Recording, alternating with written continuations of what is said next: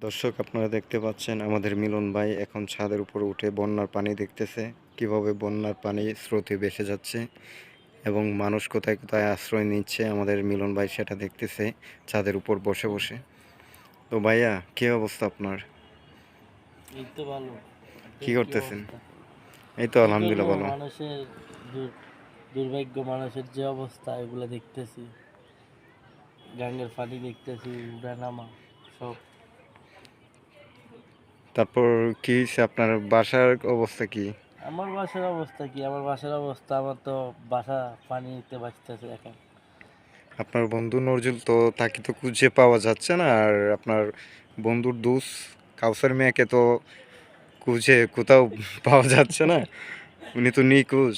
ওরা আছে, এরা এখন আসমানে পাড়ি দিতেছে, ওরা যাই বোকা বাইরে। ওদের তো টাকার অভাব নাই রে ভাই, এরা যে কোনো টাইমে হেলিকপ্টারে চলাফেরা করে। আর নজরুল এতে যে লন্ডনে বাড়ি ঘর আছে, লন্ডন গেছে গা। আর কাউসার এই আমেরিকা বাড়িঘর আছে, তো গেছে গে আমেরিকা। শালা গুড়ি খাওয়া কাউসার, গুড়ি খাওয়া। আর নজরুল, নজরুল গাঞ্জা বেছে, গাঞ্জার ধরা খাইছে, ধরা খাই 1 মাস জেল কাটছে, খাইতে এখন ছুটছে, ছুটতে দেখে তো এখন এই অবস্থান, গেছে গা বাংলাদেশের বাইরে। আমি রইয়া গেলাম বাংলাদেশে। তো আম- দর্শক, আপনারা এখন শুনতে পেলেন মিলন ভাইয়ের বক্তব্য। তো উনি যা বলছেন সব সত্য ঘটনা। তো এক ফুটাও মিথ্যে বলেন নাই। উনি পেঁপের কাছে নিচে দাঁড়িয়ে আছেন, কি সুন্দর পেঁপে ওনার দিকে তাকিয়ে আছে। উনি কিন্তু খেতে ইচ্ছে করছে ওনার, কিন্তু খেতে পারতেছে না, কারণ কাঁচা এগুলা, এগুলো কাঁচা, পেকে নাই। এগুলো পাকল,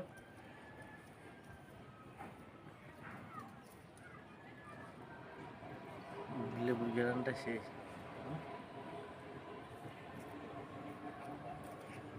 তো দেখি আমাদের মিলন ভাই কি খুঁজতেছে।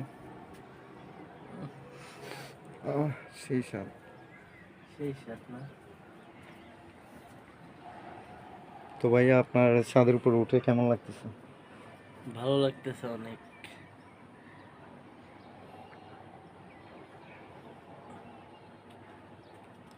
এখন পোশাকের গাছ তো আছে এখন নাকি? ভাইয়া, আপনাকে একটা কথা জিজ্ঞেস করা হবে। আপনি কেন একা একা ছাদে উঠলেন? ভাবিকে রেখে ভাবি বকবেন আপনাকে। ভাবি কি বলবো, দেখতেছি নতুন কেরুনি পাই।